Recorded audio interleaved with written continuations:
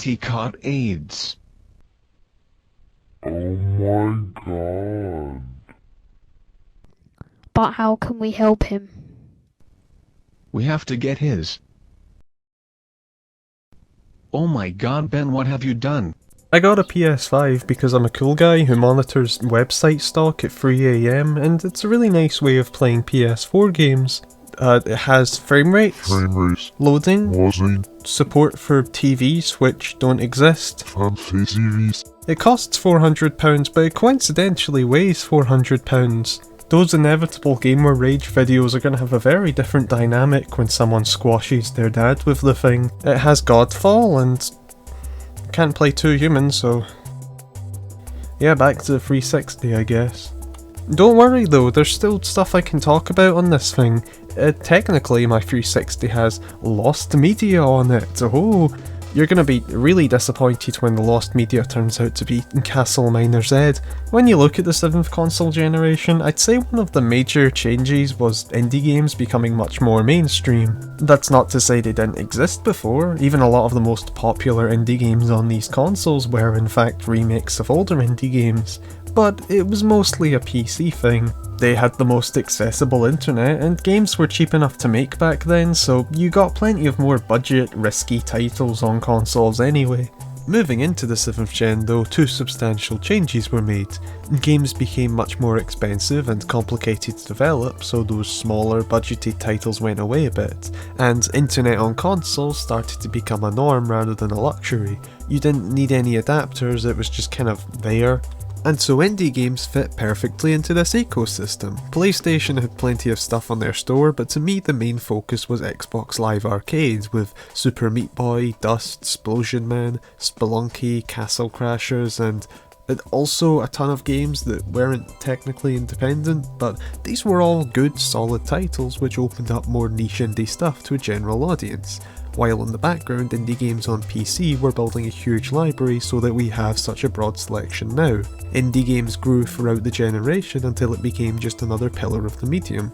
However, while PC was the platform for the most experimental and niche stuff, this was at least attempted on console with Microsoft's Xbox Live Indie Games. It started as a game making program intended for early programmers which would work on Xbox 360, but in 2008 Microsoft announced that games from the software could be sold on the Xbox marketplace, which opened up a whole new world of just borderline pornography. The idea was nice, these games were all low price so it worked to give supposedly more experimental games to a wider audience. Everyone I know who had an Xbox can name at least a few games released on the service. But when you introduce money to these things, it can get kinda messy. You can see this on the site you're on right now. The service became a complete roulette of quality. Wikipedia has a section on notable Xbox Live indie games, and 3 of those are just Minecraft, with one straight up linking to Minecraft when you click on it. But as I said, YouTube is a complete roulette of quality as well. You know, you can have plenty of shit channels like this one, but there's also some great ones out there like this one. So while anyone can upload rubbish, someone occasionally will upload something decent. Like a Simpsons Millionaire video. So there is occasionally decent stuff on XBLI, but it's completely delisted now. All of the games on this service are basically lost media in the same way as something like PT. You can't buy them or access them unless you have a console with them already. I did play some of these though, and still have the Xbox, so I thought I'd give them all a look and see what they're like. The ones I have seem to accidentally show a decent image of the different games on the service as well, so that's nice. Before going in though, I feel the need to mention that none of these games are very in-depth or complicated. A lot of these are basic arcadey games where you don't need me to say anything, so this isn't some huge analysis of every game. With that said though, Applejack too. Yeah, I guess I'll start here. It's a puzzle platformer and it's pretty good. It takes the Mario Bros 2 element of carrying enemies, throwing them, and uses that for puzzles where you have to use them as a platform or as a projectile, stuff like that. It's pretty solid with fairly unique level design. Your movement isn't amazing or anything, so the levels often lean towards being more puzzle based, seeing what you can do with the different objects you have. They're all very clever and never feel like they use the same concept repeatedly despite the samey look. I guess the samey look is a gripe. The levels are the highlight since the rest of the game is fairly standard. There is a sense of humour and it doesn't quite look like a cheap iPhone game, but that's only because of the kind of rough pixelated look to the models. If this had a typical cartoony style, I think it would lose a bit of appeal since the design of everything is very generic but still random. It's set in the English countryside, but the main enemies you see are pandas, which just kind of feels a bit out of place. I'm not complaining from a realism standpoint on Applejack 2. I don't really care about realism in this case. It's more that imagery can come from a lot of different sources and it ruins the English countryside theme it was going for. But yeah, it's not really a big deal, it's just kind of a minor gripe. Otherwise, this is a chill, solid puzzle platformer with clever levels. Good. Good. Good. Good. Good. Good. Good. Good. Let's talk about a different game now, I guess. Impossible game. Not the hardest game, and not the impossible quiz, just another game you played at around that same age. I know this, because I am you. Also not Geometry Dash, because this game is like PUBG to Fortnite. It was the original idea and got a popularity off it before just kind of being replaced by what was kind of an imitator. To the point where the reviews for the mobile version of the Impossible game complain about it being a rip-off of Geometry Dash. I'm not talking about 1 or 2 reviews either, it's actually hurt the overall rating for the game even though it's not true. If you don't know what I'm talking about though, this is a game where you jump. It's kind of a rhythm game, kind of a runner. You move automatically with the same arc every jump and you have to avoid the spikes. If you progress you can hear more of the song playing. It's very simple and there isn't much to say about it. I find the fact that it's been completely buried more interesting, honestly. So the mic on this is terrible, but I'm just recording it as I film it, and the Impossible game has 500,000 downloads, but Geometry Dash has 100 million. Like, Jesus Christ, this poor boy, she's been slaughtered. The reason for this is probably that Geometry Dash is honestly just kinda better. It's flashier, there's customization, and the level editor looks like this, not this. Even then though, I kinda prefer the Impossible game in a way. I remembered the music, which I can't say for Geometry Dash, and the whole thing has a very Newgroundsy vibe in a different way to something like Castle Crashers. I can imagine someone listening to this while they make a Halo machinima, and I think that's cute. The game itself is fun enough though. I don't like how immediately as the area used for the demo ends, the difficulty jumps way up to having to complete frame perfect jumps, but it has the addictive trial and error learning it was trying for. Also, if you were going to play this, I wouldn't play it on an Xbox, it would probably be best on a phone. Like, this isn't the sort of thing you'd boot up a whole console for, but yeah, it's decent. I Made a Game with Zombies in it is similar in that it's very basic and what you see is what you get, but I think there's more going on under the skin than you might think here. The game is a typical top-down shooter, but there's a song with a guy singing about how he made a game with zombies in it. And you know what, he's not wrong. But when the song finishes, it doesn't loop, it changes, and so does the level. I don't know how long the music goes on for, but the game kind of morphs with it, and there's quiet time when the song is slower. Despite being a simple top-down shooter, it's composed out in a way that keeps it from feeling repetitive. As the enemies, backgrounds and music change, you feel like you're playing along with an album rather than just endlessly shooting enemies. It's really well made for what it is, and way better than it initially appears. Definitely worth the 60p. No Luca No isn't, but I still really like that one. The cat tries to get the cereal and you push them back. It's great. I've never bought the full game because... why would I? But I really like it. Luca wants the cereal. I support them fully. Go get the cereal. Honestly, same. Luca want the cereal. Go get. Good game. The blood is draining from my head. Shit. Avatar Laser Wars 2.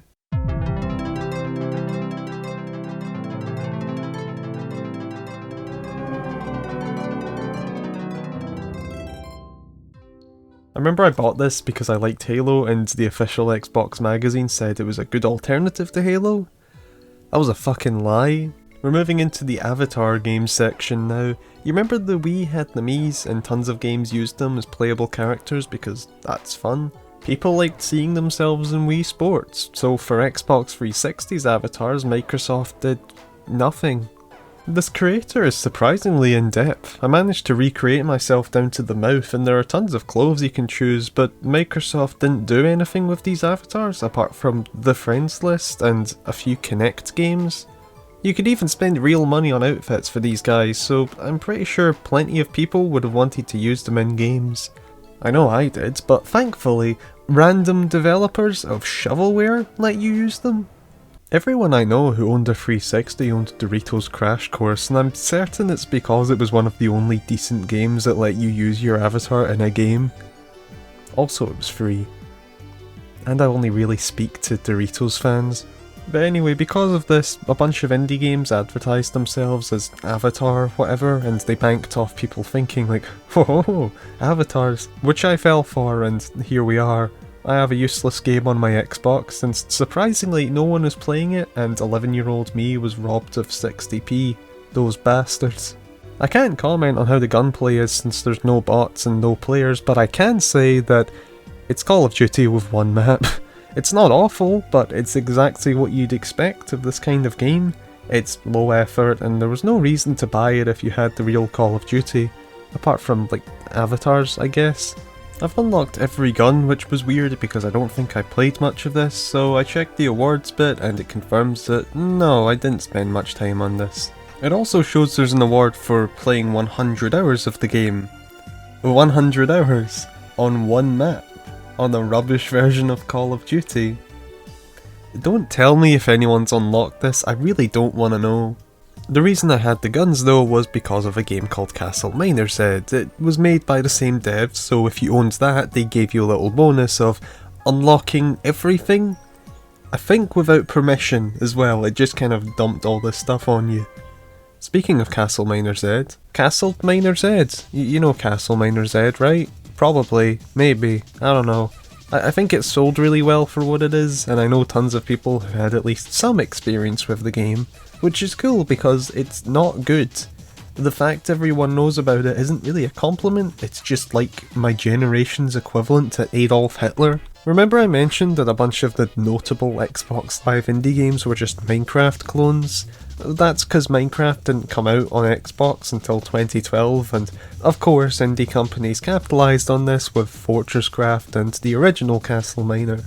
But whilst those games died when Minecraft came to Xbox because they were just doing the same thing but worse, this survived somewhat entirely because of the letter Z. This is edgy Minecraft, and not like those horror texture packs you get, they're actually kind of neat. Instead, this has 3 different art styles all at once. You have the Minecraft blockiness, the stock monster assets, and the Xbox Live avatars. It's a visual mess. I think that's the main issue with this game. A good chunk of Minecraft is creation, but I don't want to create anything in this Black Ops Zombies custom map. Minecraft has a very nice atmosphere from the nature to the music, but that's obviously stomped out. The atmosphere of Minecraft isn't here at all and has been replaced with something ugly, but also kind of neat. That sense of discovery and mystery in Minecraft is something that is somewhat noted, but I don't think ever gets the attention it deserves. Every cave is different, but each has monsters which will take everything from you if you lose to them. That's a tense, neat idea that could translate really nicely to a horror game, and for a second with this, I got that. And it sounds really stupid when I say it out loud, but you know, I had this moment where like a dragon swooped over and my only option was to dive into a dark cave, one where you could hear strange noises from every corner, and since this game's art style is so random, I kind of genuinely didn't know what I was going to throw at me, and that was kind of cool.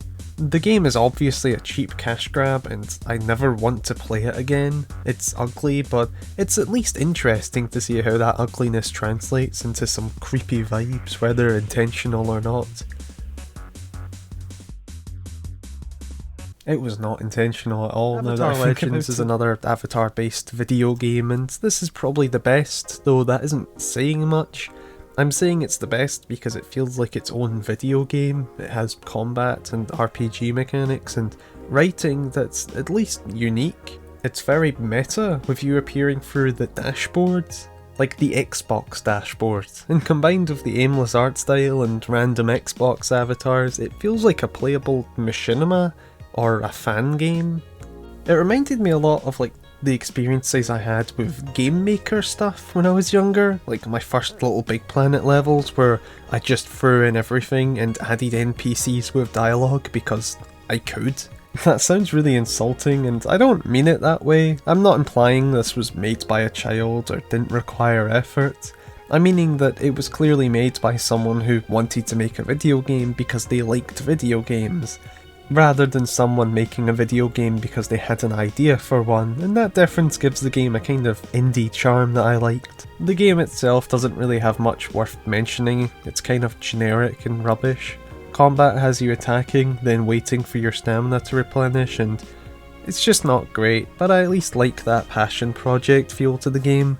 It's like the opposite of Castleminer Z. Lootfest is similar in that it feels like someone made a game because they like video games and had the chance to make one, but it also feels like they realised how hard it actually is and then gave up. It's a really nothing-y game, the kind I just find impossible to talk about. The story is just generic fancy stuff, and you have to literally ask an NPC what the story is, which he tells you through a dialogue box. By default, you're just dropped into the game. The actual game is a basic little grind box. You attack enemies to collect gold, which can then level you up, and when you're powerful enough, you kill a boss. Kill 3 bosses and you win the game. Games like Destiny have done the same thing, where you're just kind of put into an area where you can run around and shoot stuff and get rewards for that, but the difference is that Destiny's combat is flashy and fun, and the art style is appealing enough that you actually want to get cosmetics. Here though, when you attack, your sword appears in front of you and you have to run at an enemy, but like not too much so you don't get hit by them. It's awkward and clunky and same, I guess, but it gets better, I think. When you upgrade, you get a bigger sword so it's easier to hit enemies without running into them, but at that point, it's just boring rather than awkward.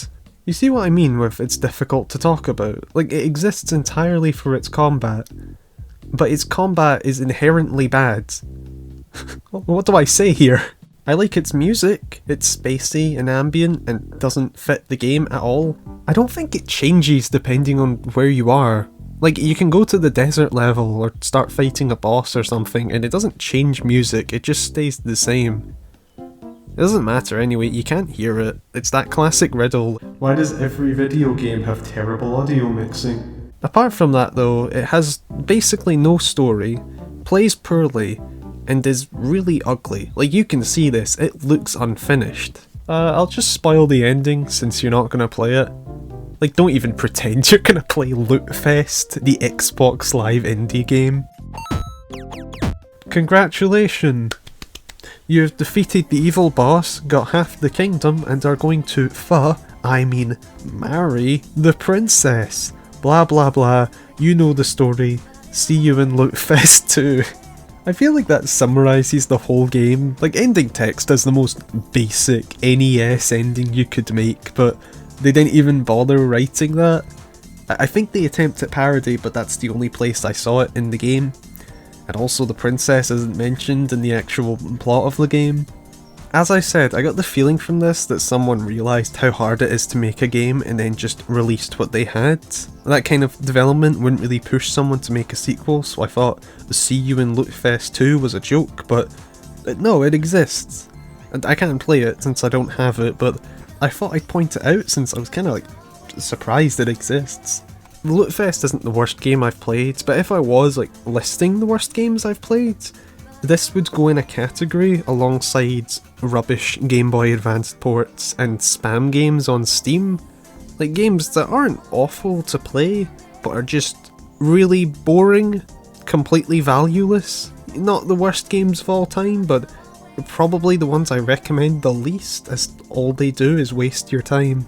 So yeah, maybe like an 8 out of 10.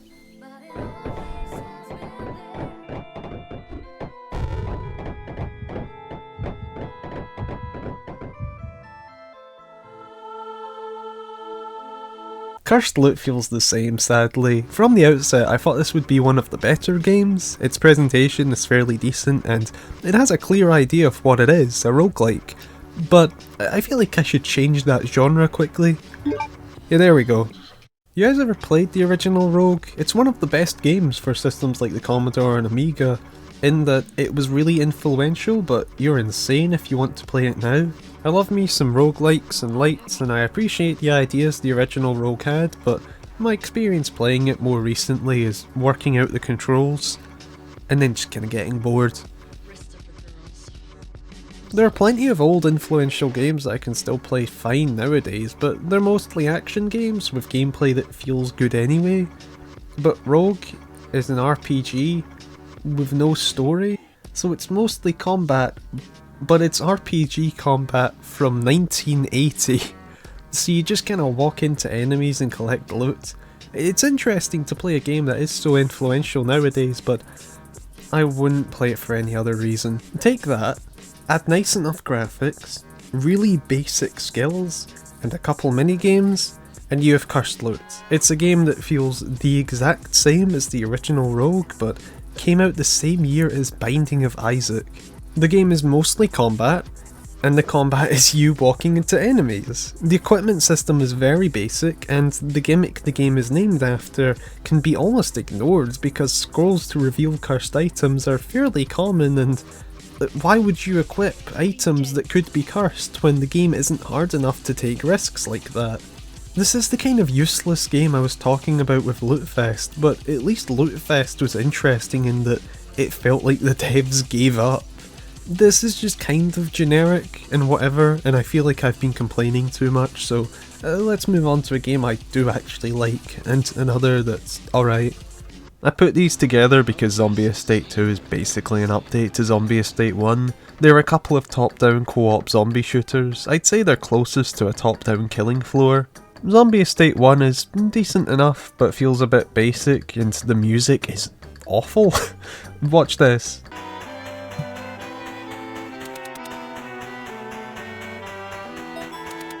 There, you get it, you know what the game is like. Zombie Estate 2, however, is the same game, but lets it jump from alright to pretty good.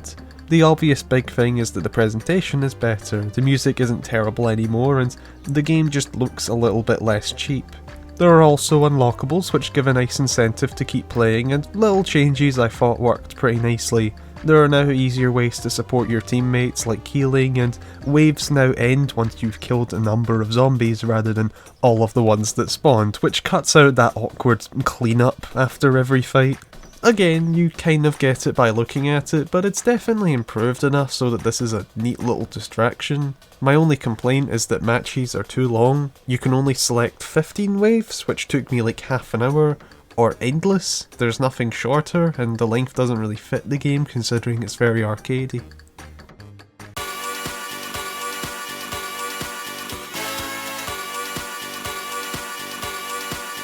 DLC Quest was the opposite of Cursed Loot. I was kind of worried what it would be like going in, but it turned out pretty good. As you can probably tell, it's a game which is basically a satire of DLC and microtransactions, and I was assuming it would be like it was made by a Reddit user, with like, it's dangerous to go alone jokes and whining about modern games. There's this video, I can't remember what it's called, but it's basically this guy complaining about microtransactions or something in some game, and then he's like, oh yeah, well I'm gonna buy it anyway. And it's like, okay, well, what the fuck? That's what I can't stand, is just like mindless consumerism and then complaining about the consequences of mindless consumerism, and I thought that's what this would be. But no, this is actually pretty good. It takes on these issues with a hyperbolic and genuinely funny tone. To get your sword, you have to hit a grindstone 10,000 times, or you can buy a speed boost for it. You have to buy the real ending after you get a fake one, and there's a bit where your path is blocked by... Is that him? He only lets you buy if you have the pre-order DLC, but he says like, oh, I don't even know why I want that pack, I just have to have it, which is great and true and good, and I like it.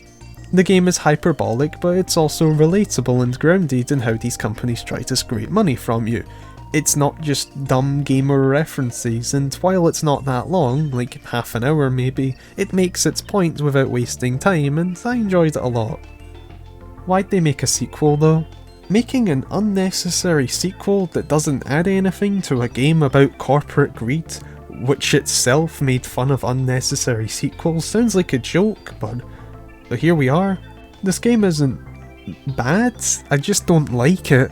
It's more DLC quest and it has the same sense of humour, it feels pointless. It feels like they took the neatly packaged joke game that the first game was and added an hour on to the end. You still have all the abilities you had at the end of the first game, so there's no joke of you buying the core game after you bought the game. Its joke DLCs are just kinda weaker, like cut content as a DLC, and it's like, yeah, if a publisher tried to sell cut content as new content, it would be a bit rubbish. That's probably happened though, right? Like the first game saying, haha, what if you had to buy jumping is funny because it would be bizarre in real life and is a really extreme development on publishers selling map packs and stuff. And I know explaining jokes ruins them, but the sequel just seems so weak in comparison because it doesn't take those extremes. If you wanted more of DLC Quest's gameplay, then I mean, it's a really weird sequel to want, but you do get it, I guess. This is more DLC Quest. Kind of. A thing I liked about the first one was that it played like a Metroidvania if instead of cool moves like dashes and stuff, you just got basic stuff like moving left. And by the end of the game you weren't this hero with tons of amazing movement options, you just had the basic movement you'd expect. But that element isn't here because you have all your moves from the last game at the start, and the DLCs you buy are generally just unlocking extra areas. In fact, I don't think there were that many DLCs or saving up to get them. This game feels more like a lot of back and forth. The game is longer, but only because I spent plenty of time backtracking, and that extra time isn't really a good thing since by the end I was just bored. I know backtracking is common in Metroidvanias, but like this just kind of made me sad. This is a really weird sequel. It kind of misses the point of the previous game, and so it's just kind of whatever. It's not bad, but it's not a terrible comedy game, and it still has that indie geeky game dev feel.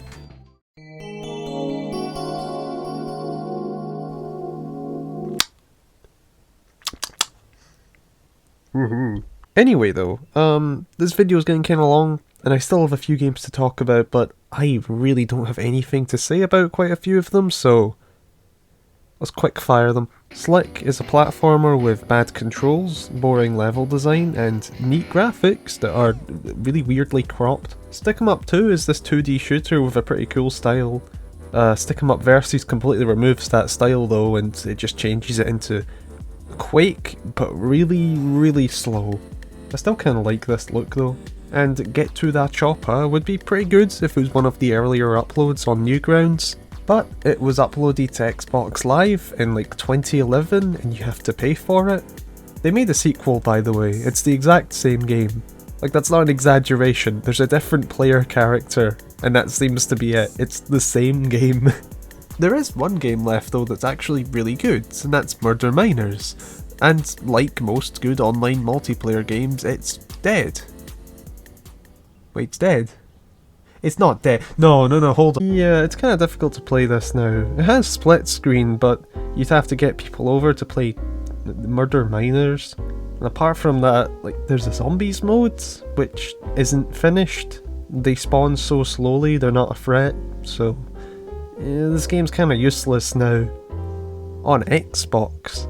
On PC, however, Murder Miners is essentially Halo and isn't as appealing now with the Master Chief Collection, but it still shouldn't be dismissed as it's very customizable, has a cool grappling hook, and you can get 4 copies of it for £4. It's a very accessible and cheap party game, and it isn't high art, but it's still a lot of fun. I even saw Sex Rogan. But the PC option is the best and only accessible option now. Which is also the case for every game here I recommended apart from I made a game with zombies in it. That one will just float in space. But the rest are still available on Steam and you can go buy them. Not a lot has been lost with Xbox Live indie games shutting down. But with all that, what does it even mean? When I look back on my time with the Xbox 360, I think of lots of smaller titles. I think of Battle Block Theatre, Scott Pilgrim, Super Meat Boy. Half the reason I bought the thing was because my parents' laptop couldn't run Minecraft properly. I knew of these games before I had it, but I wouldn't know them as well as I do now if it wasn't for this introduction the Xbox gave me. But I attribute none of this to the actual Xbox Live Indie Games section. So what were Xbox Live Indie Games in particular? Well, they were a bit shit. Like, it was a neat idea, but most of this is just shovelware. Why'd the music cut out? What? No, that's not the conclusion, that was like a sentence, no. I don't think I'll ever live to see a prophet. I don't want to be a locket, clinging to a chest till the last breath.